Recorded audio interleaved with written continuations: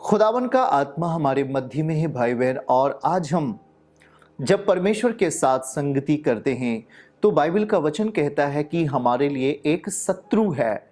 वह शत्रु है शैतान, और दूसरी तरफ मृत्यु भी हमारा बैरी है। और शैतान को हम जब देखते हैं तो वो हमारा विरोध करने के लिए खड़ा होता है, जैसे दानियल का प्रेयर में विरोध करने के लिए खड़ा हुआ था। और ऐसे बाइबल में कई हम रीति से शुरुआत में देखें तो आदम और हवा की संपन्नता को शैतान ने किस रीति से चालाकी से छल करके उसने चोरी कर लिया। और ऐसे कई जगहों पर हम देखते हैं कि शैतान खड़ा होता है और दाऊद के भी जीवन से वो गिनती करा लेता है इज़राइलियों की। यह भी एक छल था जो दाऊद को पकड़ लिया था। देखिए, हम जब बाइबल में प्रवेश करते हैं, एक आत्मिक रहस्य को जानना शुरू करते हैं, और जब बाइबल को पढ़ना हम शुरू करते हैं तो हम देख पाते हैं कि पुराने नियम में अदन में शैतान ने विरोध किया अदन के दो प्राणियों का। उसमें से आदम और हवा थे। ये आदम और हवा का विरोध करने वाला कौन था? शैतान था। और शैतान नहीं चाहता कि आदम संपन्नता के साथ जिए। शैतान नहीं चाहता कि आदम खुशहाली के साथ और आनंद पूर्वक जिए। इसलिए वह उनकी संपन्नता को, उनके आनंद को, उनकी शांति को वो चोरी करना चाहता है। और हम देखते हैं कि वह चोरी कर लेता है छल पूर्वक झूठ बोल करके। शैतान ने आदम की उस आनंद को, संपन्नता को चोरी कर लेता है, और जो अधिकार आदम के हाथ में था वो शैतान के हाथ में चला जाता है। और यही चीज को अब हम नए नियम में आकर देखते हैं, सेम घटना को मिलते जुलते प्रकाशन में, कि जब यीशु मसीह वहां पर लिखा गया है कि जब यीशु मसीह ने बपतिस्मा लिया और जैसे ही पानी से ऊपर आता है, पवित्र आत्मा उतरता है और आकाशवाणी होती है, यह मेरा प्रिय पुत्र है।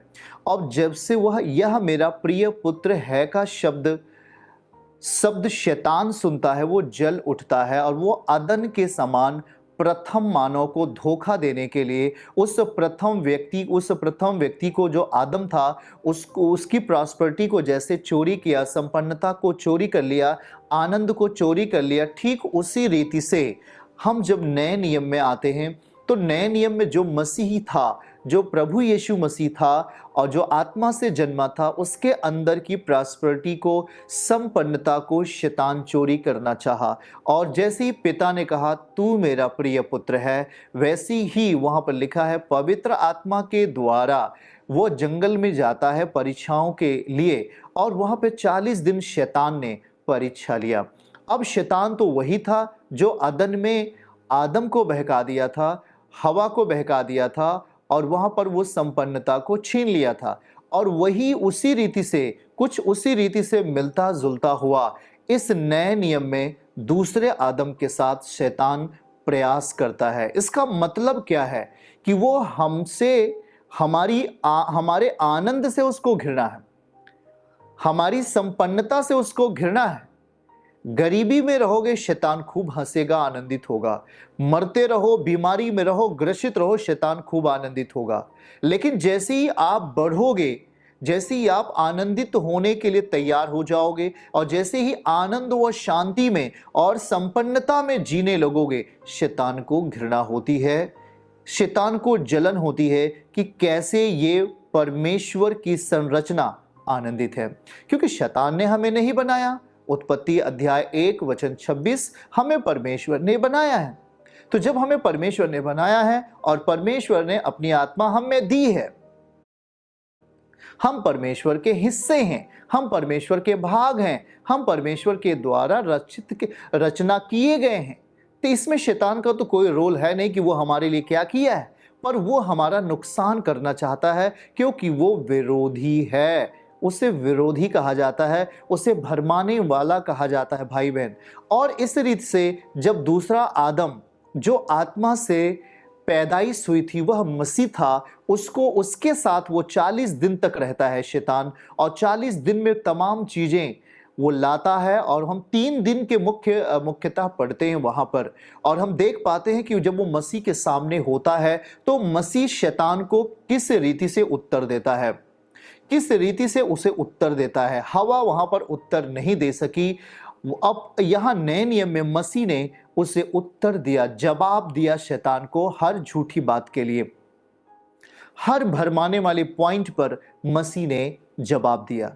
हालेलुया। उसमें से कहता है कि जब प्रभु को 40 दिन व्यतीत कर चुके हैं तो शरीर है अवश्य ही भूख लगेगा और प्यास लगेगा। शैतान को ये बातें मालूम होती हैं कि अब मसीह को, जो परमेश्वर का पुत्र है, बेटा है, उसको भूख लगा है। तब हम उसे तब शैतान परखने के लिए आता है और कहता है ये पत्थर लो और इसे कह दो कि ये रोटी बन जाए।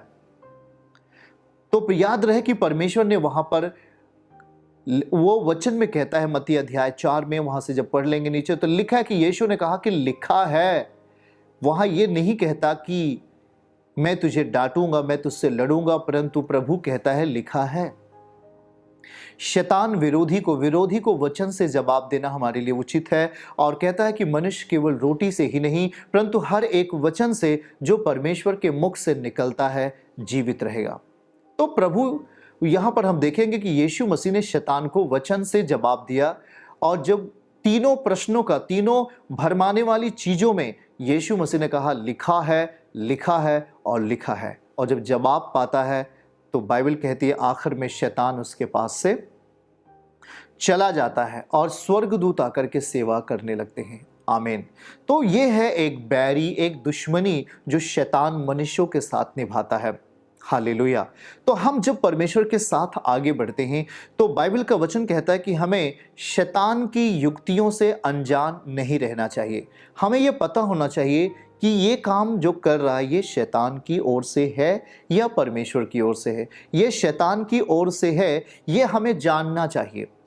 हमें मालूम रहना चाहिए कि ये शैतान की ओर से है। जो चीज वचन के विपरीत है, जो चीज वचन के खिलाफ है, वो सब शैतान की ओर से है, बाइबल कहती है।